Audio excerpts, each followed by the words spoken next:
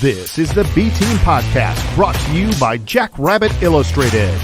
The B-Team is presented by Drake's Place in Battle, South Dakota, and sponsored by Jackrabbit Central and Shenanigans in Sioux Falls. Now, here are your B-Team hosts, Brendan and Ben.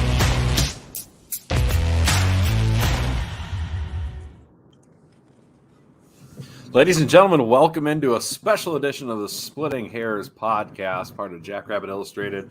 As always, big shout out to our title sponsors, Drake's Place in Bowdle, South Dakota, as well as Cottonwood Coffee and Bistro in Brookings, South Dakota. We have a very special guest with us here late at night, tuning in, especially out on the East Coast. Ryan from oh my God, I'm so sorry, sir. It's been one of those nights already. I'm having microphone problems, and apologize to Ryan. Ryan Fannon with us from Villanova. Ryan, you're calling in while you're driving. Thank you so much for making time for us. And hey, we look guys, like a shoestring operation here. No, it's great to join you guys, and what an unbelievable football game tomorrow. And congrats to the Jackrabbits for an impressive couple wins and a quarterfinal game. And it's so interesting when you saw 7 of the top 8 seeds advance. But South Dakota State, to me, was always a seeded team. And when the bracket came out, I thought this matchup had a tremendous opportunity to happen. And here we are. Yeah, I mean, we were definitely counting on Villanova being our opponent if we did make it past Sac State, which we managed to do by the skin of our teeth there, barely. From a Villanova standpoint, and I guess everybody looking, we don't get to catch a lot of CAA games or really a lot of CAA action with the Flow Sports, and everybody out here just tends to have ESPN Plus and catch the FCS that way. But generally speaking, at least out this part of the country, there was kind of a sense that the CAA was a little bit down outside of basically Villanova and James Madison.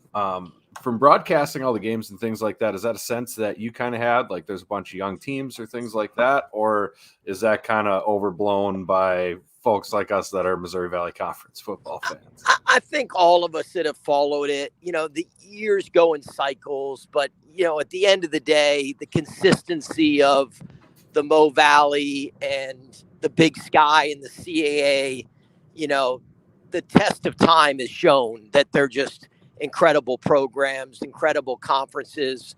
And there's going to be certain years. And when Rhode Island went to Elon, and Elon had a winning season on the line on November 20th, and Rhode Island lost, I thought they were going to have a tough time getting in at 7-4. And, Delaware, had a couple games at the end of the year and they couldn't beat Richmond. And then Villanova, of course, beat Delaware in the huge rivalry game on November 20th. And next thing you know, you're looking at the bracket and you're saying this could be 2 teams in the CAA that just never happens. The league always gets 3, 4, or 5. So in that respect, 2 national championship contending teams entered the bracket, but only 2 getting in was definitely a surprise.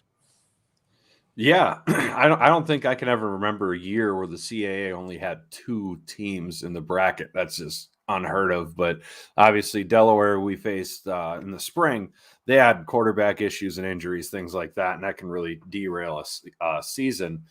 But looking at this Villanova squad, you guys, I said when Matt for Jackrabbit Illustrated, we call him the Podfather, when he came out with his preview of Villanova and things like that, what I got from it is Villanova is still Villanova. Different players than we saw back when you guys came out to Brookings last time, with our roles a little bit flipped here. But it's still a tough as nails East Coast defensive, hard-nosed football team. Is that pretty well sum up what Villanova is this year, or am I missing a couple things offensively or something? No, I think when you look at our team, we've been consistent defensive team the entire year with just 2 unbelievable linebackers in Forrest Ryan and Amin Black that just make play after play after play. And Forrest Ryan last week, 21 tackles in a game, 2 sacks. I mean, he's just an incredible football player. And, we've been really good with our 3-3-5 defense. We've gotten consistency on the back end with some tremendous defensive backs, and one in Christian Benford that's got a chance to be an NFL player. And, Malik Fisher coming off the edge and on the first level. And then on the second level, I mentioned the two linebackers. We've just been really good defensively, and we've actually gotten better as the year's gone on defensively. So it's a hard-nosed, tough to run against. We had the one William and Mary game that was just hard to really explain. It was just a really tremendous performance by William and Mary. We had 4 turnovers. They had 1. They won the turnover battle +3, and they just ran the ball at us very effectively, which was just really not who we are all year. I mean, even Villanova held Penn State to under 20 yards rushing in the first half of the game back in Happy Valley, back in, early in the season in September. So this has been a really good defensive team. Offensively, a lot of firepower, but streaky offensively. Dan Smith, last week goes 8 for 22. But some games, he gets in a rhythm, and we go down to JMU and, look at the way they took out Montana tonight, 28-6. I mean, This is a team now that is 12-1 and lost 1 game, and it was to Villanova at JMU. I mean, I think it's our best regular season win.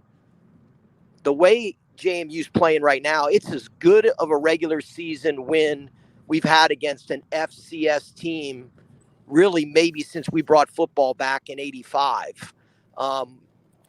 In terms of JMU was undefeated. They were number 2 and 3 in both major polls.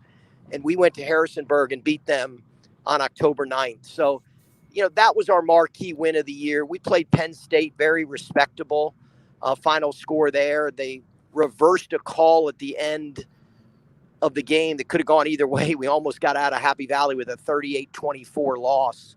It was 38-17. So it's been an impressive year for Villanova.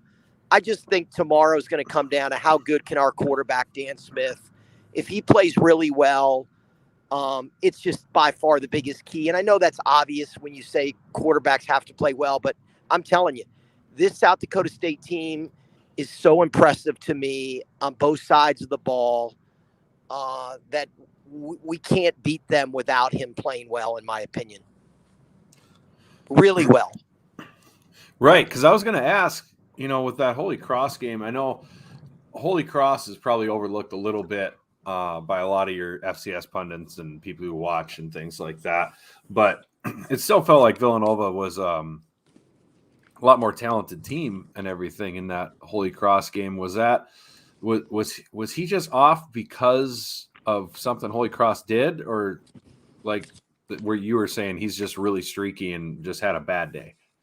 Well, you guys remember when that stunner happened 3 years ago when JMU lost to a Patriot League team in Colgate on the walk-off field goal in Hamilton, New York. So when I was tracking Holy Cross and I knew we had a chance on the regional dynamic to really play them, and I thought there was an excellent chance we were going to play them, and give credit to Sacred Heart. They played an unbelievable game, and Holy Cross had to pull it out in the waning seconds. But when we played them, I just knew that they were one of the better Patriot League teams in a while. And I think, people look at them and say, well, Patriot League teams don't usually advance in the playoffs, and South Dakota State beat them 31-3 last year. How good can they be? Well, watching them live, they were the real deal. I think they were much improved from the year before. And when I say year before, I mean, obviously the spring season. I mean, it's all one calendar year, which is still hard to believe. But it was, we do that too. It was just an impressive game. Sluka, their quarterback, he's just fierce competitor, and defensively they were clicking on all cylinders. And, the old playoff motto, survive and advance, and we found a way. I think their defense is strongly overlooked. When we played them, they gave us fits the first half for sure. Yeah, it was one of those games. They got the ball back and they got into our territory, and we just made a couple huge plays on 3rd and 4th down to turn it over on downs. And then I'm sitting there and I'm watching the play clock at 22 seconds and the game clock at 28 seconds and on fourth down, and I'm going, this is unbelievable. I mean, I literally was driving in my car and heard the South Dakota State game live. Oh no. When, are you part of ESPN? You got to bring that back up. Oh my God. It was wild because when I was listening on radio and the game is over. No, it's not. Hold on. Yeah, that ball soared right over our heads. Yeah. That got thrown out of bounds. It's incredible. The stands come so close to the field. That's really what cost them having the extra play, as you know. Well, big time. I mean, they gave him a second. They can't really prove was there or not. It's a strange deal. It's so crazy, though, when you think about it. I mean, you got the way you've played in the last 6 games. I mean, it wasn't for a fluke Hail Mary. I mean, you're a top 8 seed, and who knows, what your path might have been. But I still think you didn't get a seed, and you didn't deserve it at 8-3, and you would have been a lock at 9-2 for a top 8 seed. I think that's an obvious statement I'm making. But you know what? When you watch your team right now, whether you play home or away, you guys are playing at a level that's national championship caliber. And it's going to come down to tomorrow, who's going to execute, who's going to win the turnover battle, who's going to outplay each other between Dan Smith and Chris Oladokin. I mean, your depth on the defensive line, how does that match up with Villanova's offensive line? That's a very good unit, but you guys just come after people and you just keep subbing and you don't get tired. And, you're two-headed monster now with Isaiah Davis healthy. There's just a lot to like about your team. I'm an old school 1AA FCS guy. I've been calling Villanova games for 29 years. I'm 51 years old, and I was lucky enough to get this job at age 22 when I graduated from Villanova, and I went from student radio into the commercial network. And there's nothing like these playoff games. There's nothing like this format. The FBS, I just laugh. I'm like, they can't get it right. And we've been getting this thing right since 1978. You couldn't be more correct.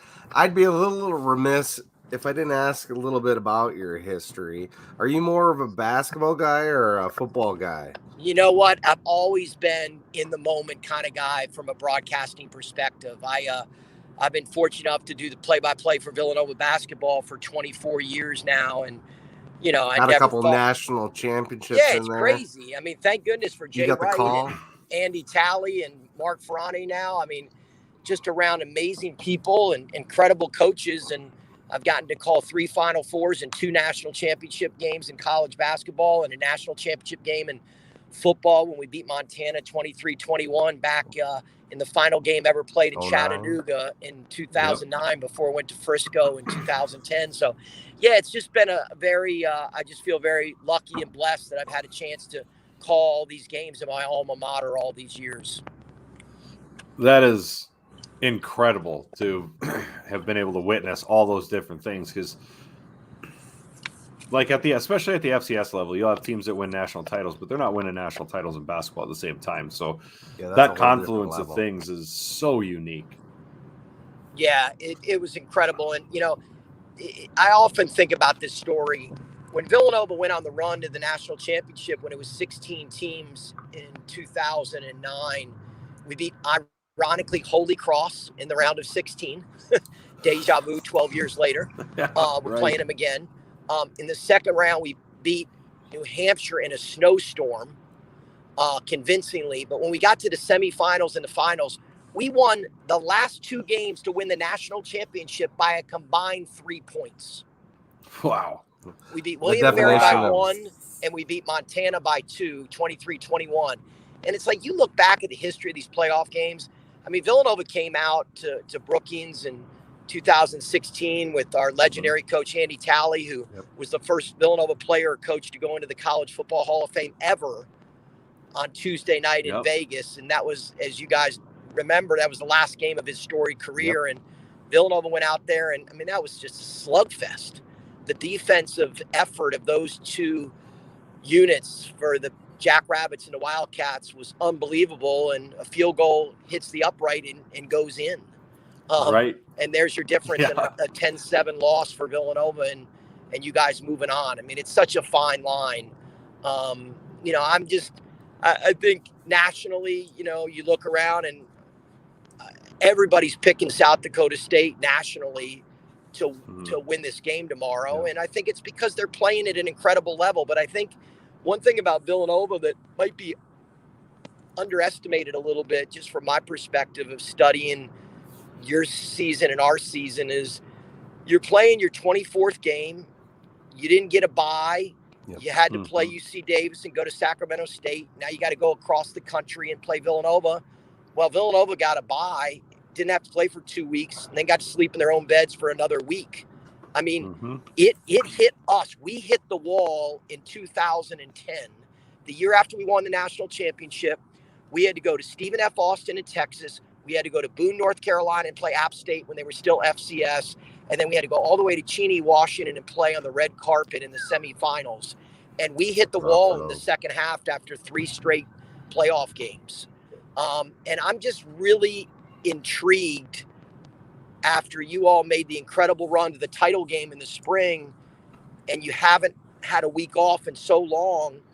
Will there be anything by the time you get to the third and fourth quarter tomorrow that you see on teams sometimes when the run hits them from travel and long seasons and then this unprecedented calendar year that never ends? So I'm fascinated to see how we'll be tomorrow in the middle and late third quarter compared to your team. But then I go back to my point about your depth, especially on your defensive line. And maybe you guys will just be incredibly fresh in the third quarter tomorrow. But I'm going to watch it so closely because it could happen because it happened to us. Yeah, I was looking at that today, and on top of all the games you mentioned total in the calendar year and the travel and things like that, on top of that, we had a bye week really early in the season. It was week 3. I just counted it up. 12. This will be the 12th game in a row without a break. So yeah, personally, that's a major concern of mine. On the lines, I think it helps that we rotate a lot of guys, but that is a concern. Guys are banged up. I know, there's a lot of guys banged up. It's football, but boy, that is definitely a huge concern for SDSU, especially going from one coast almost to the next in 2 weeks. Yeah, and there's so many storylines to this game. I mean, another matchup that's interesting to me is Villanova has tremendous depth at tailback. I mean, Covington, Justin Covington, and Jalen Jackson is a name that a lot of people don't talk about, but he's just looked so impressive in the playoffs. And D. Will Barley, and then you bring TDI Odurojaye in, from time to time. And we have 4 tailbacks that, we're going to be fresh. From a running game perspective, we don't get tired. We have too many guys that we get better as the game goes on in our run game. And that's another thing, as we talk about this matchup, your depth and your linebackers. I mean, Logan Backus and Adam Bach, just watching film this week. I mean, just incredible 2 players, just sort of like I was talking about Forrest Ryan and Amin Black for us. Yep. I mean, there's just can't wait to watch that guy. All over the field that are they're just ballers. Yeah, they're all over the place. And one thing, you got 29 years of watching the FCS. When was the last year that you've seen this much up and down movement among the top 10? Who's going to be seeded and who's not? Because Villanova went, you guys went and beat JMU, and everyone was like, well, the 2 seeds pretty much locked up. And then William and Mary got you. Then we go out and we beat North Dakota State, and everybody was talking about how, top 4 seed just got to win out. Well, that didn't go as planned either. So, have you seen this much? When's the last time you've seen it? Because it usually seems like there's only 3 to 4 top teams, and this year it feels like there's 5 to 8 of them. Well, it was just a wild even that last weekend when Montana State was poised for a great seed and they lost. And I felt like when we were playing Delaware and we had to come from behind to beat Delaware in Newark, our big rival game. And, we're tracking scores and I'm looking and I'm going, okay, Sam Houston is a lock one. And I thought North Dakota State, because they beat 3 playoff teams in JMU, didn't. They weren't even close to that, I knew they were going to be the 3 seed. Like North Dakota State was going to get that 2 seed. And then after you went to 1, 2, 3, I remember saying to myself, if Sacramento State beats UC Davis in that finale, they're going to get that 4 seed. Mm-hmm. And when the bracket came out, I was looking at that and I'm like, just don't be the 6 seed, because I knew there was a very good chance when JMU was the 3 seed that we could have been exactly where Montana was tonight, the 6 seed, and having to go to JMU. And look, we could have gone to JMU and won again, but look, we went there and won this year. I didn't want to see them early on. Yep. It's really tough to beat a great team twice, and on their home Bridgeport's not an easy place to play. JMU is a tremendous team. I mean, they are as good as anybody says and better. Like that game, unless East Tennessee State shocks the world tomorrow, which I don't think many people believe is going to happen. No. North Dakota State and JMU in the Fargo Dome is an epic game, because JMU's gone there and they've won before in a national semifinal in the Fargo Dome. And they're going to go back there most likely next weekend on Friday or Saturday, depending on how the TV works out and who gets the Friday night game, who gets the Saturday afternoon game. But that is just, I mean, you talk about history of games. That's an unbelievable game. JMU's last go around is an FCS before they go to FBS. And they're going to most likely play in the Fargo Dome next weekend. I mean, this is good stuff, guys. It's a national championship title, rematch from just a couple of years ago. Yep. It's going to be incredible. But just to finish my point a moment ago when I was talking about the seeding. So I'm watching the show and I thought I thought Sacramento State was going to get that 4 seed to go undefeated in the Big Sky in terms of in league play. I thought they deserved to be the 4 seed. And when that came up, I was just like, let us be the 5 seed. Let us be the 5 seed. And we were. And I thought we got a good side of the bracket. And then I saw you all going back to our conversation early, and I was like, they got a good shot to come to Philly. I just felt like Sacramento State had a really good year, but they didn't have that playoff pedigree that you all had. And the way you jumped them 24-0, I know the final was 24-19, but there was not a second that I just felt like that you weren't going to find a way to win that. And you did, and you advanced, and that now makes one of us. Here we are. Jackrabbit Nation had a little bit of a meltdown about that game, for a huge meltdown for it being a game that we won. It's like Villanova, right? I'm saying I didn't see anything like that on our end, because I just think, and again, this just goes back to 29 years of following this. Win a playoff game by 1 or 20, it doesn't matter. You just have to win.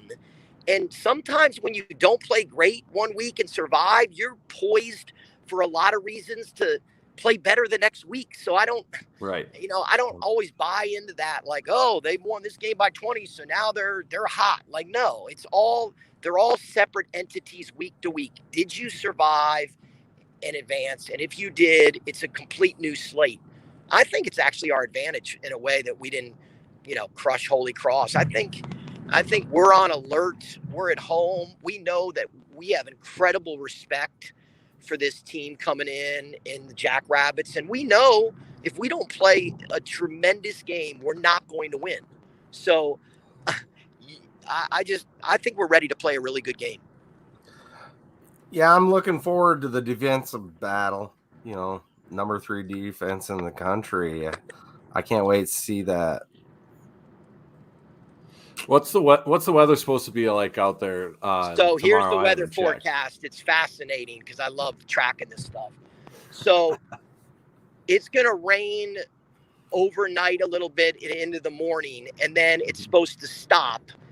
And it's going to be 65 degrees tomorrow between nice. 2 and 5 o'clock. Wow. With the wind at 15, 16 miles an hour, gusting to over 20. The wind is a major factor in this game tomorrow. Who's going to have it in the first, in the third, in the second, and who's going to have the wind at their back, punting? There's a whole story within the story coming tomorrow. And then the rain could come in the fourth quarter again with some showers. But for the most part, and I just looked about a half an hour ago, we're looking at most likely 65 degrees, very windy, and balmy weather in Philadelphia in December. Crazy temperatures tomorrow. Ryan, have you made the trip up Brookings when you came out in 2016? Yeah, fortunately got to call the game, and this is a sort of a neat story to share with you all.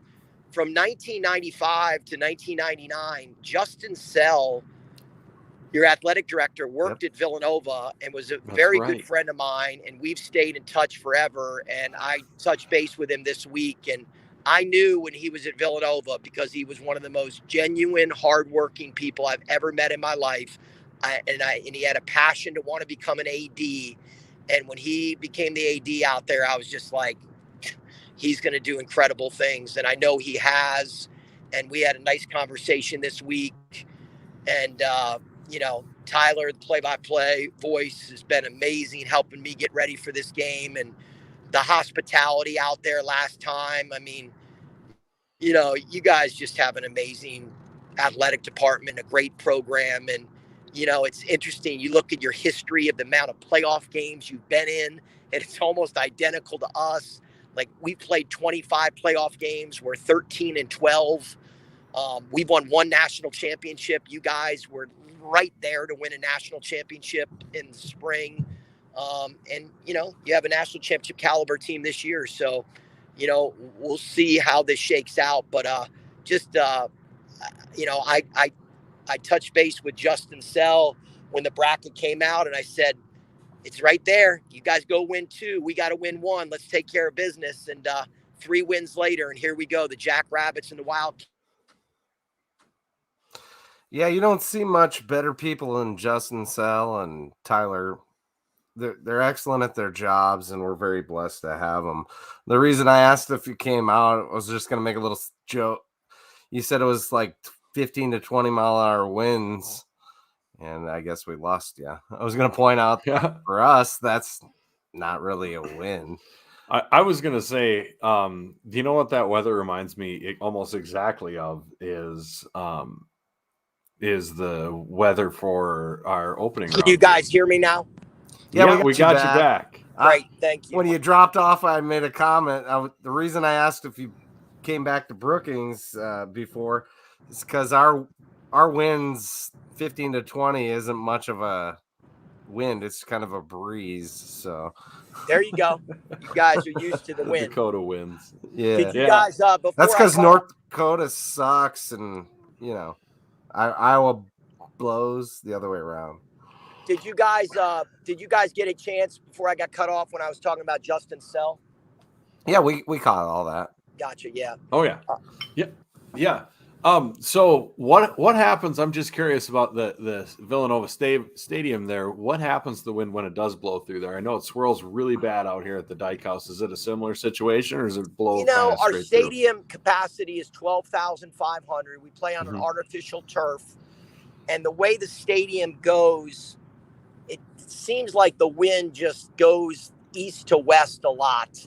So you're sometimes it swirls, but for the most part, it's pretty much, I find it pockets it where it's like whatever quarter you have it, it's at your back mostly. Huh. So it's like one of those things, I'm going to watch the coin toss tomorrow and see, who's got it in the first and, who's going to maybe have that at their back and get off to a good start. And then, it's, again, wind can be a factor and, maybe not. I mean, but it's, right. You guys bring up a good point. You play a lot in the wind out there, and, we don't play in it a lot, but it's going to be a factor tomorrow. Well, and like I said to Chad, when we lost you for a second there, it reminds me a lot of the weather that we had in our first round we did against Davis, and we had some serious struggles throwing with the wind at our back, even just controlling that ball a little bit. So that's kind of when we went full bore on the running game, and then I think Jack's fans would wish we'd have done that second game. But it's going to be interesting to watch. I'm really looking forward to it. I cannot wait until 2:00 tomorrow. Obviously, you're going to be at least sort of getting into it before we do with all your game day preparation, things like that. But I cannot wait for tomorrow. Yeah, and just a couple as I'm looking at this game. What's really interesting to me too is with the way Villanova plays, they're 3-3-5, and looking at your offensive line, and what a cool slogan they've got with the 605 Hogs. I'm an old school Washington Redskins fan with Bostic and Joe Jacoby and Mark May and oh my gosh, Russ Grimm. I mean, I grew up when Washington won all those Super Bowls under Joe Gibbs. So when I thought that you guys were the Hogs, I was like, that's pretty cool nickname.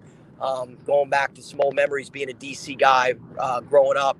But this, your offensive line, I'd like to ask you guys, if I could for a minute, how good is this offensive line compared to, recent years from your guys' perspective? Compared to recent years, this group of linemen that we've had over the spring and this fall is the best that we've had come through at South Dakota State. And we've had some good old lines. I mean, the guys who were busting open holes for Zenner and Manette and those guys were great. It just feels that this offensive line in particular, even when we go up against the likes of team like NDSU, they can, if they are on and they want to, they will impose their will on a lot of teams. It's just that when it comes to a scheme like a 3-3-5, things like that, sometimes it gets us a little off balance, and that's the chess match I know I'm going to be watching the most tomorrow. Yeah, it's and it's a veteran offensive line for Villanova, and we got a lot of 5th and 6th year guys that when we went to the playoffs in 2019, we went down to Hammond, Louisiana, and lost a shootout 45-44 to Southeastern Louisiana. Mm-hmm. And we had crazy injury issues on the back end, and they just threw all over us, unfortunately, in the second half when our guys kept going down. But, we're just a very different team than we were in 2019. But, the two-headed monster of Strong and Davis, I mean, that's as good as we've played in a long time. Yeah, and a lot of their success is predicated on how well our line plays together, I mean, definitely Strong's the cutter and Davis is the smasher, but definitely the line getting 3 to 4 yards push every play. I mean, I'll tell you what, watching your outside zone, when you can get Pierre Strong on the edge, and you don't get him at that defensive end part right there before he starts, it's like he gets faster while he's still running wide.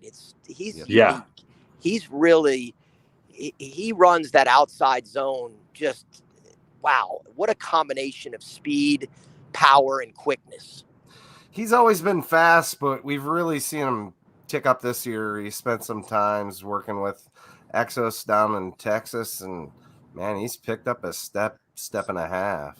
And then you just get Davis going A gap, B gap, and just complement each other so well. And watching the film and the way you move your alignment and snap it, and next thing you know, mm-hmm. Pierre Strong's 4 for 4 for 4 touchdowns. Crazy stats. Mm-hmm. Yeah, he's the best quarterback on our team. Well, I think he's up to, is he up to 6 or 8 touchdowns on his career now? I think I heard 9. 9 of 9. Yeah, 9 of 9. Everyone's went for a touchdown. Yeah, I mean, this year 4 of 4. Right. 4 touchdowns. Yep. And a lot of them aren't a bad ball when he throws it. But I've always said to Chad, we have season tickets next to each other. What I've always brought up to him is he's so patient a lot of times behind the line. He reminds me when Le'Veon Bell was running for the Steelers. Wow. Just how he'll sit back there and kind of stutter for a second. Then he sees that hole and, boy, he takes off. And the acceleration, we were the talking speed and acceleration's insane. When we were talking about different matchups, tell me a little bit. The one stat I'm looking at is that you guys do give up a decent amount of passing yards per game. Yes. Yep. Do teams get to you more at the safety position in their pass game or the corners? I know you've got your tremendous corner in Gardner, but what's you all's take on your defensive backfield against a good passing attack? A lot of the passing attacks that we'll see tending to take advantage of our defensive secondary and things like that. It tends to be a lot of shorter routes. They don't get burned deep a whole lot. They tend to be right with the guy. We do tend to play a little handsy sometimes if it's a deep ball, but it's the teams that really hurt us with the passing game, like a Southern Illinois was.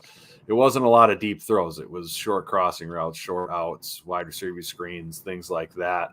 And kind of picking on we had some corner injury issues. Obviously, Gardner was out for the majority of the year, breaking his wrist. And then had a couple other guys go down. Malik Lofton went down for a time as well. And we kind of got picked on a little bit there. And then, like the game against Sac State, I'm sure you've seen a little bit of it at least. Yeah, I watched that whole game live. Right. So that number 83 they had made some monster plays. Yep. And some phenomenal catches. But I think in general, outside of Don, sometimes teams try to pick on our corners a little bit more. We don't seem to get beat too deep too often over the safeties or anything like that. And how about Michael Griffin and Cale Reeder, your two starting safeties? They seem to be really good against the run, and they want to get up in the box, and they can get little off kilter where they're coming so hard upfield, and you play action them, and they can get caught a little bit. Is that fair? Yeah, I would say that's a fair assessment. They're very physical. They're very physical. Reader, I think, gives me a heart attack about once a game while possibly getting the targeting penalty on them. But they want to bring the thunder on the run game, I would say, far more than they like to cover the pass almost. Just from watching them play, I'm sure they wouldn't say that. But, boy, they love to pop up on the run game. And there's been enough times this year where they've been burned, but it wasn't completed. And we got away with some stuff on the play action. And that's something that I always hold my breath on. Is your guys feeling at the end of the day, because statistically you're so impressive on both sides of the ball, what's a better unit for you all at the end of the day? Your offense or defense? Defensive line, in my opinion. No, but I'm saying if you're just saying overall. Offense or your defense, what's a more impressive unit throughout this entire fall season? If I was to go with impressive, I would probably go with the offense. The defense has, in my opinion, in the stat that matters the most is points per game, does a great job, but they tend to really struggle at times getting off the field on third downs and things like that. The offense, I would say, is the most impressive because, I mean, we've actually talked about it on our show, how we were mad we were frustrated, not mad. We were frustrated with how the offense went, but then you look at the score and they put up 45 points. And it's just, the offense is that capable of being dangerous, even when it's not firing on all cylinders. They can put up 40 points and you feel like they didn't have a good game. Yeah, it's, you study these games and you watch film and you try to figure out where can you get to a team? And, we talked about a little bit of the safeties in the pass game and a little bit of overall being able to throw effectively against them from time to time. Yep. But I don't see, a lot of times you'll break down a team that's really good and you'll say, all right, but you can get them here and there. But I mean, I look at this game and I'm like, Villanova, it goes back to my point about Dan Smith. Dan Smith has got to throw the ball well from the start. He's got to get into a rhythm, because when he plays well early, he usually plays well throughout. Watch that tomorrow. And if he can if you see Villanova's short passing attack, cross the middle routes, medium pass attack, effective early, that's going to be a really good sign for us. And because, again, the Jackrabbits are so fundamentally sound. We've broken down almost every aspect of their team. And I think if Villanova is going to win this game, they have to throw the ball consistently and effectively for, 3 of the 4 quarters minimum. Yes, I would agree. Because, if you look at, if we look at from a Jackrabbit perspective, the matchups that I like the least, it's a team that can run the ball but is really proficient passing, like Sam Houston State or Sac State. With their being in the Big Sky, they generally can throw the ball pretty well out there.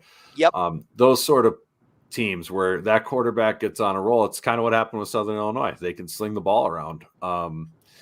You look at the teams that did beat us, USD can sling the rock pretty well. They have a good young quarterback. The UNI game was kind of an aberration, but we're kind of better built to face a team that is a run the ball, control it sort of offense, similar to what we want to try to do, like at North Dakota State. When you play them every year, and if you don't beat them, you end up getting sent there, 5 times out of 10, then you better beat them. So we kind of built our team a little bit from the lines out to be able to face a physical, violent attack like that. So we tend to match up a little better against a team that wants to run the ball. But like you were saying, if your quarterback gets in a rhythm, it could be a long day for Jackrabbit fans if the offense isn't clicking to fight back. But I will, and I know I saw that Villanova's incredible inside the red zone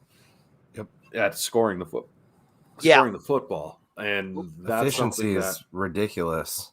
And that's something our defense has been pretty good at, is efficiency at stopping teams in the red zone. So that'll be an interesting battle to watch, I think. Yeah, and Villanova was down double digits at halftime at JMU and shut out JMU in the second half. And Dan Smith got in a rhythm and he threw for over 250 yards in that half. In the game. Oh, and that, okay. I look back and, we win the game 28-27 and we're down 27 to, I think it was 27 to, I'm trying to remember real quick off the top of my head. I think we were down 12 at halftime, 12 or 13 at halftime, and, shut them out in the second half. And it was, I look back at that game and I was like, you know what? Coming into that game, I was like, if we don't throw effectively against JMU consistently, it's going to be so hard to win there. And I feel similar analogy as we break down this game, in all these aspects. I mean, we have to throw. Dan Smith. I'm thinking like that 250 is a good number. If he can throw for over 250 tomorrow, and have one interception or less, that's going to bode very well for us, knowing that he's streaky. And when he gets hot and he's in his own field, that's going to be key for us, I think, when you look at the big perspective of how we can win this game. Just like you guys have a lot of ways, I'm sure you're looking at us and saying, well, this needs to happen, this needs to happen. But I can't remember a playoff matchup where I was like, yeah, we'll run the ball, but we have to throw. And I'm not talking about 150 yards. I'm talking about 250. Like, I think that's the number for me tomorrow.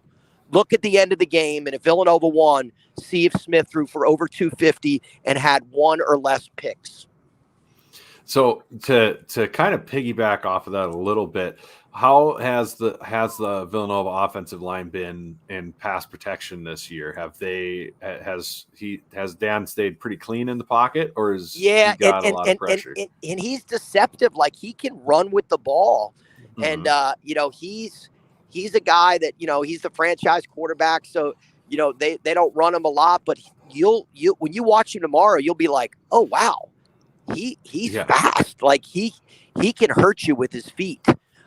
He can buy time.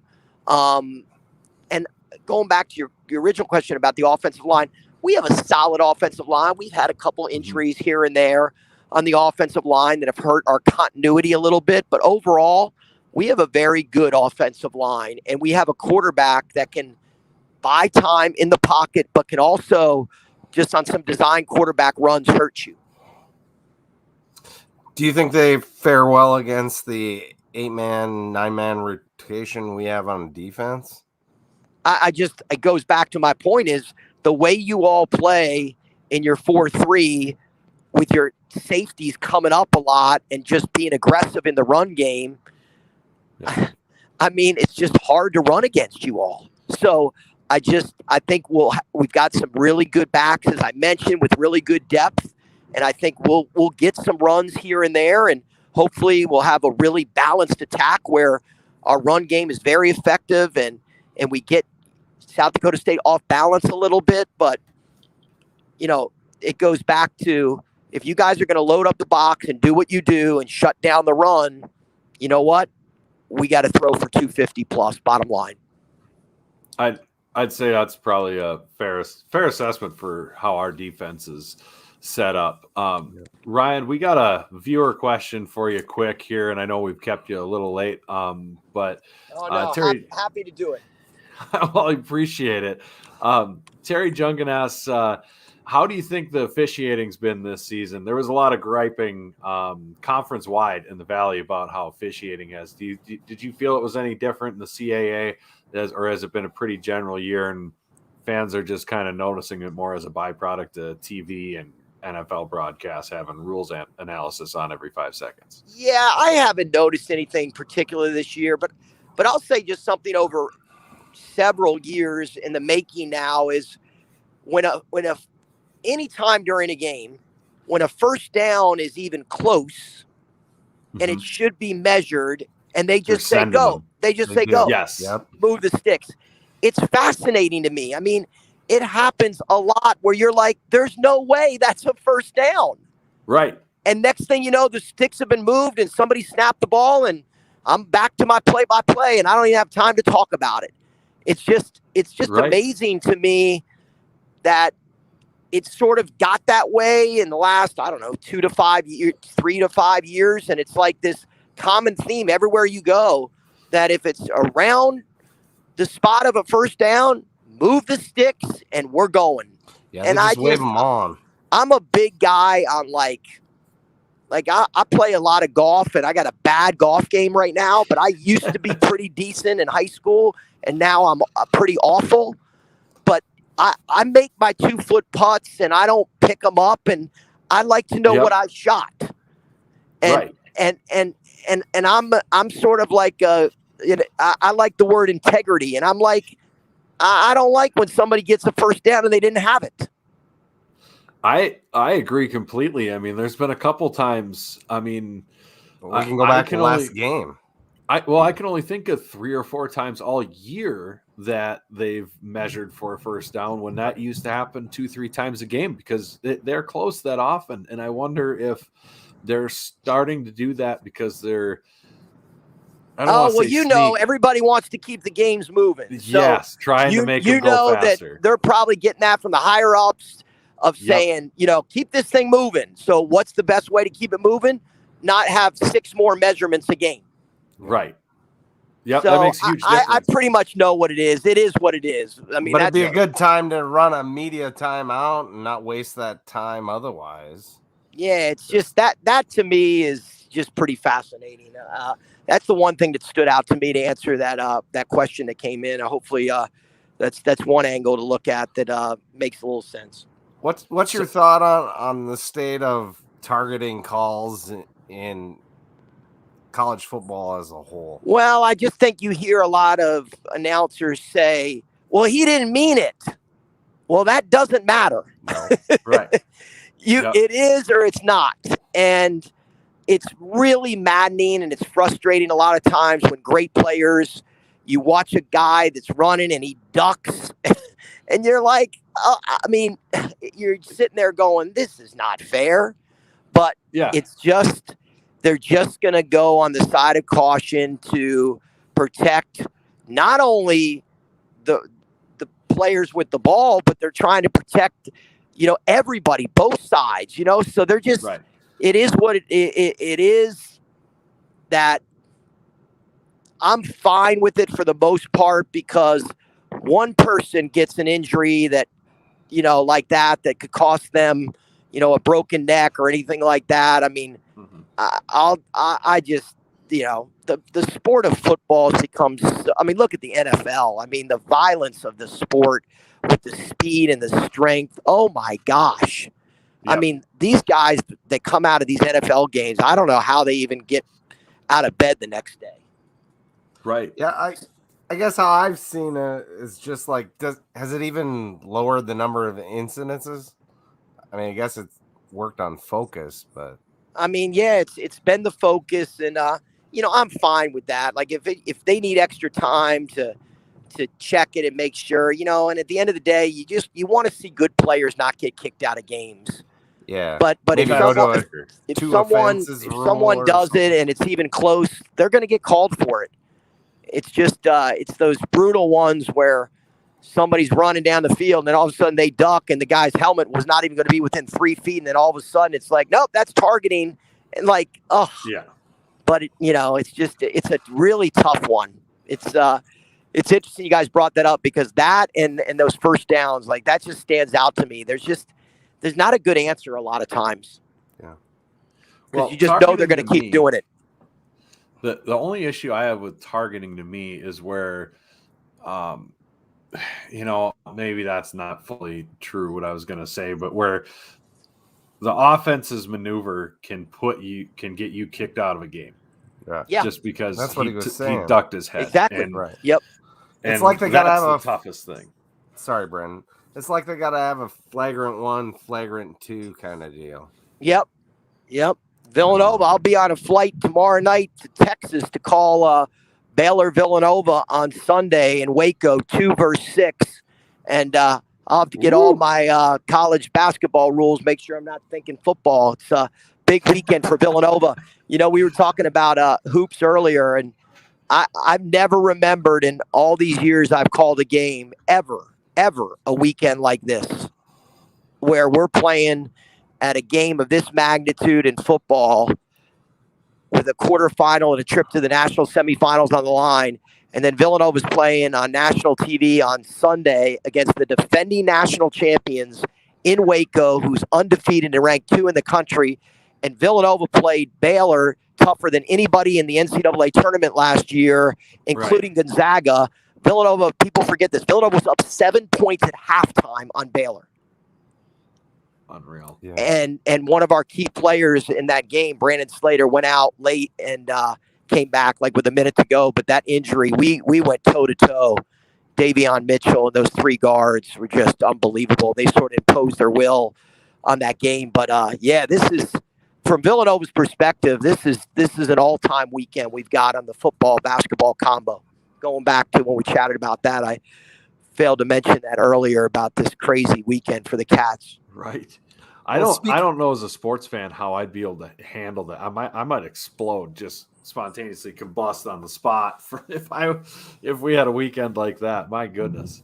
Yeah, this is going to be so much fun, and all my son said, who's 13, who loves this. He helps me prep for games, and he's a fanatic. He loves it. He said to me tonight, gave me a big hug and said, "Dad, just come home 2-0, Dad. Just come home 2-0.